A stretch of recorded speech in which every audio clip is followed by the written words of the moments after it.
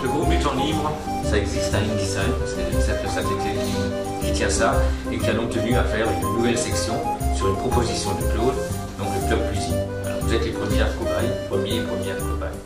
On va essayer de faire au mieux, mais je crois qu'avec Claude ça se passe pas bien. Alors, je laisse parler Claude parce qu'il y a beaucoup plus de choses à dire.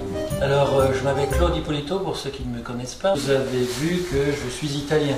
Ce sont des ateliers qu'on va faire ensemble, des découvertes culinaires autour de la Méditerranée. Il n'y aura donc pas uniquement de la cuisine maison, celle que j'ai appris avec ma maman, celle de l'Italie que je connais le mieux, du nord et du sud, elles sont complètement différentes.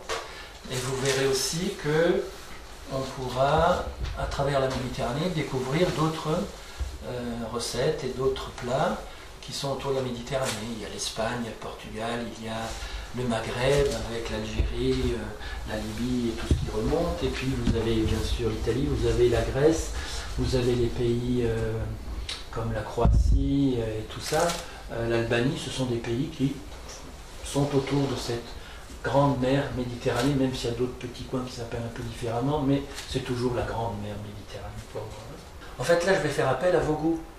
Vous allez voir qu'on ne va pas avoir le même goût, même en goûtant la même chose.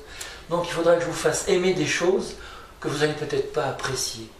Mais, si vous avez envie de découvrir, essayez d'aller jusqu'au bout du goût, et vous verrez que peut-être préparé à ma façon, vous allez découvrir une autre façon de découvrir certains légumes, ou certains fruits, ou certains plats.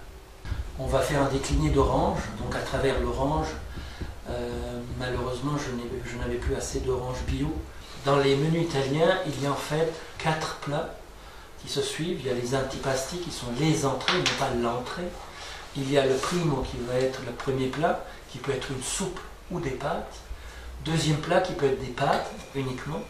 Et le troisième plat qui va être de la viande ou du poisson avec des légumes. Et ensuite les desserts. Sur la découverte de la chicoria, donc la chicorée, on va en utiliser une. Non, on va en utiliser ce soir 2. Donc la chicorée. La première chicorée, la plus sauvage, celle que vous trouvez actuellement sur les marchés ou dans vos jardins, c'est ça. J'ai mis là-dedans parce que c'est un pissenlit. Vous appelez ça le pissenlit. Oui. Eh bien, sachez que la chicorée sauvage a une racine qui est longue comme ça. Oui. Eh bien, c'est cette racine qui est torréfiée, coupée en morceaux et qui se transforme en chicorée café. Ah. Savez-vous où on a cultivé pour la première fois la chicorée café? En Italie. Non. En Alsace. Ah. À Heil, qui se trouve derrière Matzenheim.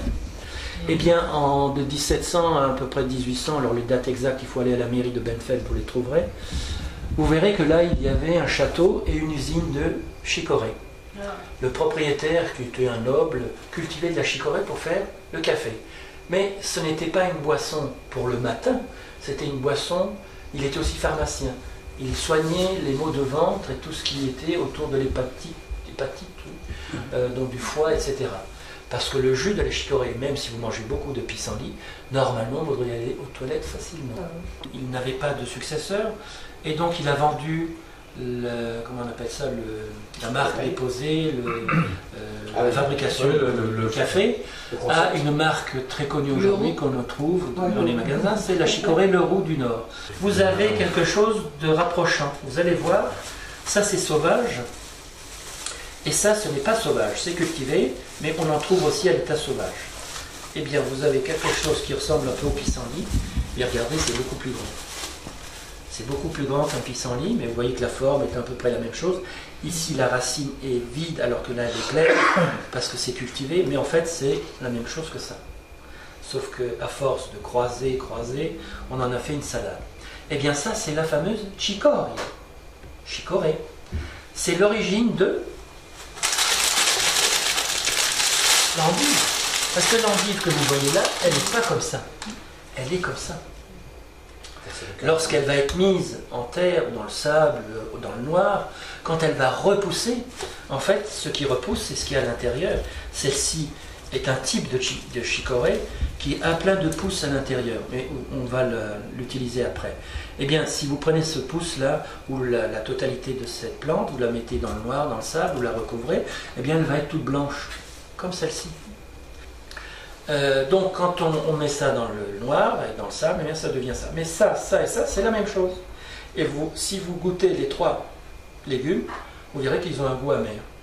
Ici, la feuille est verte. Ces feuilles vertes, quand on est pauvre, on les mange. On les mange un légume comme de l'épinard ou autre chose. Hein.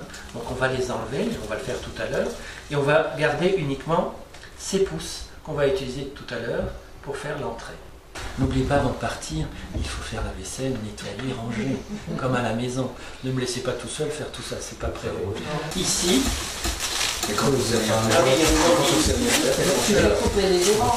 ici, vous allez laver les légumes pour qu'ils soient bien propres. Vous ne coupez rien, sauf les artichauts qui ne se lavent pas là, on va les laver après.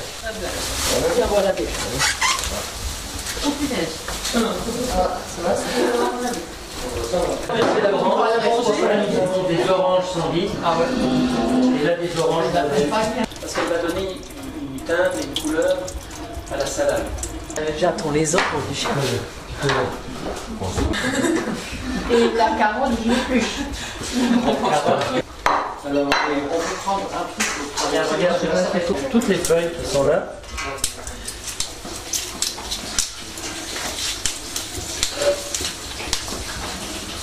Je te laisse la place. Alors, ce que je fais moi, à la maison, hein, voilà. Ici, il y a un petit truc qui est pas mal, un petit cœur là où il la feuille. Je croque. Et je la jette. Je croque. Je croque. Ça, c'est vraiment le souvenir d'enfance. Vous avez ici le goût de l'artichaut. Tu peux. Voilà. Merci.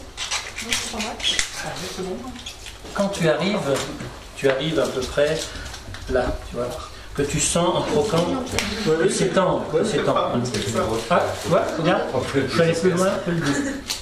Donc à partir de là, attention, je ne trouve pas. On va couper ça. Si on les cuisinait, on aurait pu récupérer toute partie. Je vais couper un petit peu autour. Là. Il faut que je te ramène quelque chose. Parce que je vois avoir un problème. Et on va couper ici. Je jette ça. Je le coupe en deux. Et il y a ici le foin. Alors, on fait comme ça, avec la pointe du couteau sans se couper les doigts. On va arracher le foin. Et là. Qu'est-ce que tu appelles le foin?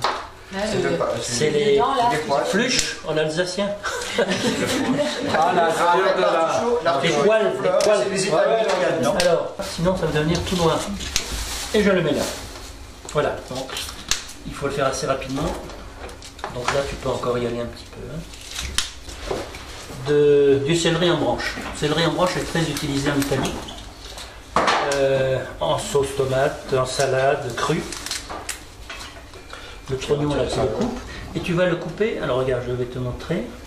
Tu vas le couper, tu enlèves toujours le bout qui est là. Ça te jette, je sais pas où, mais tu jettes. Voilà. Et ensuite, quand c'est large, tu coupes en deux. Et après, tu peux couper comme ça. D'accord? Et le tronc, je le mets par-dessus, je le jette. Il y a des grosses feuilles. Il y a du vert. J'aurais bien voulu qu'il y ait des fans beaucoup plus grandes, mais il n'y en avait pas. Des femmes? Des fans. Donc on va récupérer ça. Ça par contre, on va l'enlever. Donc pour l'enlever, on va faire comme ça. On va le jeter. Là.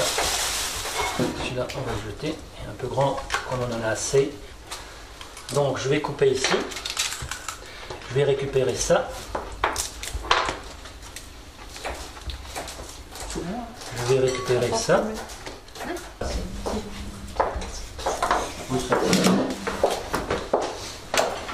Marie, tu me dis que tu rentres ce soir. Ah, On va aller à fauteuil roulant. Alors ça, tu peux garder, oui. Tu vas les couper en carrés. Et tu vas faire des dés de orange. La chicorée, alors regardez la chicorée. Et les sanguines, qu'est-ce qu'on fait? Alors, les sanguines, tu vas les couper en rondelles. C'est-à-dire que tu vas les couper... voilà. Tu n'as pas de sanguine? Non, c'est bon. Ben, prends une. 5 mm les rondelles? Très bien. Paix en bouche. Ça a mâché, c'est un peu... Voilà. En 4. faut que tu aies un récipient où tu puisses les laver. Ça va? Ça va. Alors, pour l'endive, il y a toujours cette partie-là qui est embêtante et qui est amère. On va enlever la mère qui est là et on va jeter. Voilà. Et tu vas enlever les feuilles entières. C'est séparé, du coup. Séparer toutes les feuilles? Moi aussi j'ai perdu. Oui, tu peux enlever toutes les feuilles. Alors, on peut montrer. Tu vas couper fin. Voilà. On prend donc la demi-artichaut et on va le couper en petites tranches comme ça. Dans le sens de la longueur. Le sens de la longueur. Très bien. C'est pas trop gros. Non, non, c'est bien. Si. Vous en mettez quoi? Ce qui est filandreux. Là où il y a des fils. On va essayer de garder. Donc la personne qui va faire ça va mettre son fenouil comme ça, le tenir et couper des tranches très fines. D'accord? Voilà. Tu vas couper les tranches les plus fines possibles. Et après, tu vas les mettre comme ça, là-dedans. Voilà. De panique. Qu'est-ce qu'on fait avec celle-là? On va les couper aussi. Ça va les rondelles? Les rondelles, très bien. Alors, à votre place, je prendrai une assiette, quelque chose pour les mettre dedans. Et voilà. Non, non, Le chef qui arrive. Voilà le chef. On n'a pas osé. Je voulais vous montrer quelque chose. Chef Claude. Quelqu'un qui a brodé? Cauchemar en cuisine. Avec les carrés. Enfin, carré, ils sont pas. Je fais moi. C'est plutôt des rectangles. Alors là, si on est à la maison, je garde ça pour les soupes. Je garde ça pour les soupes. Pour faire du minestrone. On pourra faire une autre fois. Là, vous pouvez le croquer. On va préparer un plat. On va donc prendre une orange. Il y a beaucoup de jus, hein, t'as vu? Le jus, on le garde. On ne met pas de vinaigre. Ça part. Il faut le sécher un peu. Oui, si tu veux. Oui. Alors, on va prendre des rouges. Tu vas intercaler rouge et comme ça. Les nouveaux, les Et demi-lune. de nouveau des demi-lunes. Oui. Là. Et vous gardez. Ah.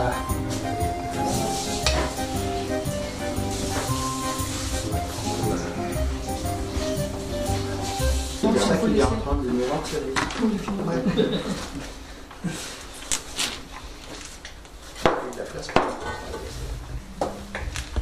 Au milieu. Comme ça.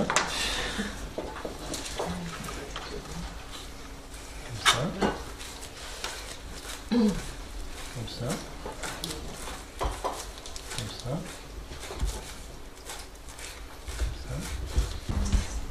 Attends, je fais les blancs. Merci. Avec les assiettes qui sont là-bas, vous refaites un truc d'orange parce que j'ai du céleri ici. Et il y a encore des tomates. Donc vous pouvez refaire un décor de... J'aimerais bien que le jus de qui est là-bas soit mis sur les artichauts. Voilà.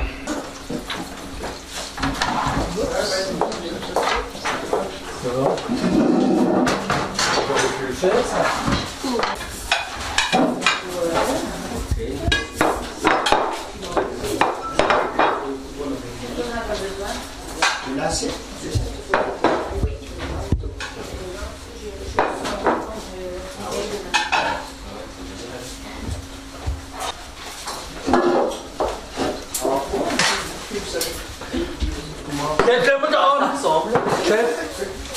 Chef, il m'en met. Ich glaube da. Chef, elle m'embête.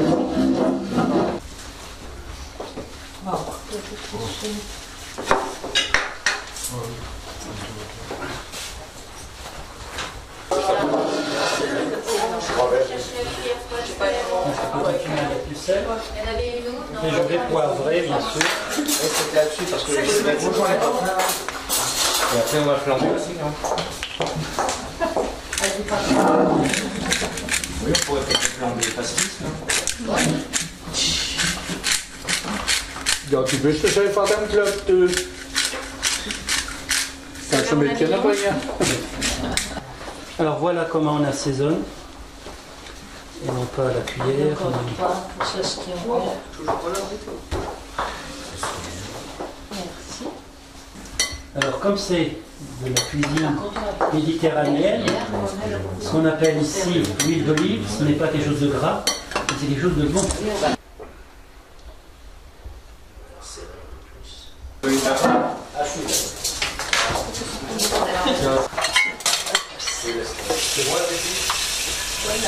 Voilà, tout est rassé. Il y a pas de kilogramme de ça. Moi aussi, je vais couper. Claude, il y a dit. Dans la casserole. Et on va mettre les pignons. Est-ce que quelqu'un a déjà goûté un pignon de pain? Oui, d'accord, non, mais On les prendra. Là, je vais ici. Et là, vous avez redonné S'il te plaît, les cuillères. J'avais réussi à la manger italienne. Les cuillères, on en a 30. Ah, il y en a. On va Ouais. des cuillères. Oui, c'est des cuillères qu'on essaie du foyer. le chef a besoin d'un...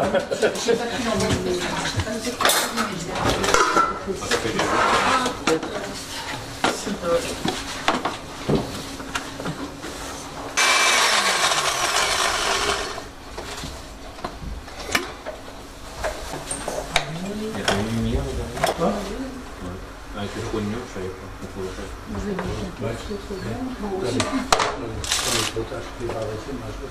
Ah bah oui.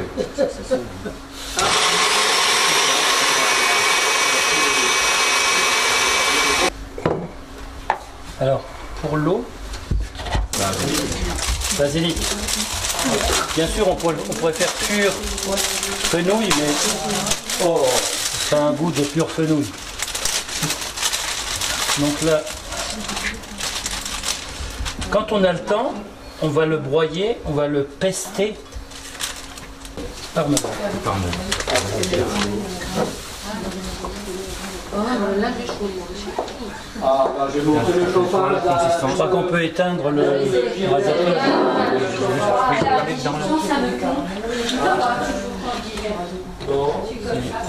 Regardez dedans. Là, tu vois pas grand chose. Non, mais je vois un peu en vrai.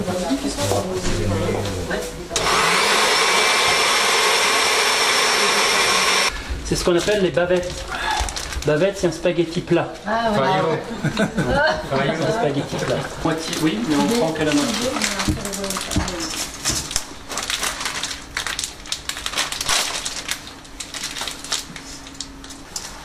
Il en manque une ici.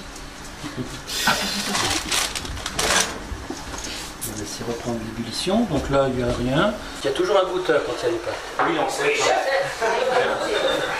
Comme ça, si jamais c'est pas bon, on risque pas grand chose. Al dente, ils sont durs.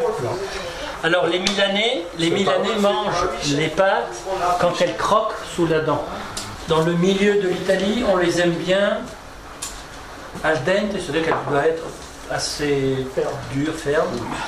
Et puis après, elles peuvent être un peu plus molles plus vers le sud. Mais plus elles sont fermes, al dente, et plus elles sont digestes. Plus elles sont molles, et plus vous aurez du mal à les digérer, parce que là, il y a tout le sucre et tout le gluten qui va se répandre, dégager et répandre dans l'estomac. On vous fera une deuxième. Donc vous n'aurez pas trop dans l'assiette, parce qu'il faut le faire deux fois. Hop, j'éteins. Pour moi, elles sont à la milanaise maintenant. Donc j'ai éteint, je les laisse dans l'eau. Ça, ce sont des subtilités. Elles continuent à cuire.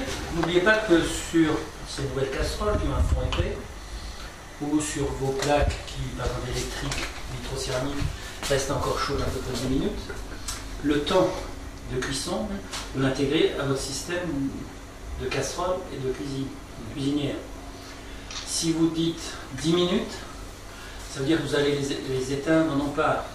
Par exemple, celle-là, il y avait marqué 15 minutes, donc vous les arrêtez juste à peine 7-10 minutes à peu près, vous coupez.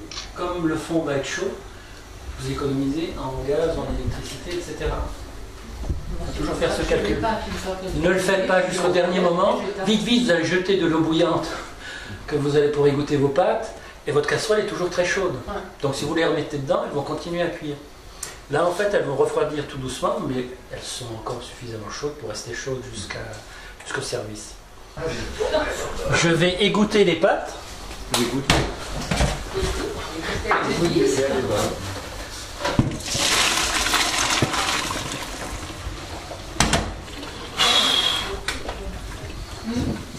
Je vais remettre les pâtes dans la casserole. Avec la... Je les remets ici, mais comme il n'y a plus de feu, il n'y a pas de risque. Il n'y a que la casserole qui est chaude. Comme elles étaient al dente, elles continuent à cuire.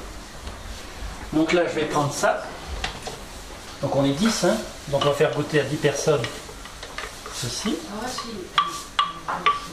Je vais récupérer un peu d'eau ici, avec ma louche. Un tout petit peu.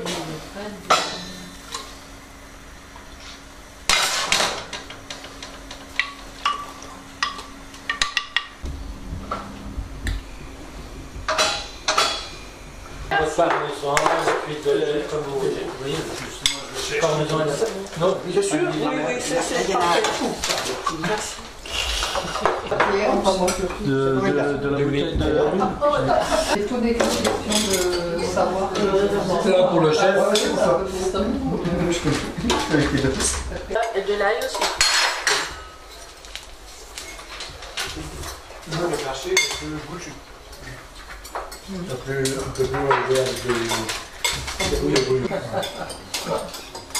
J'en ai eu pour 7 heures d'hôpital. Ah bon?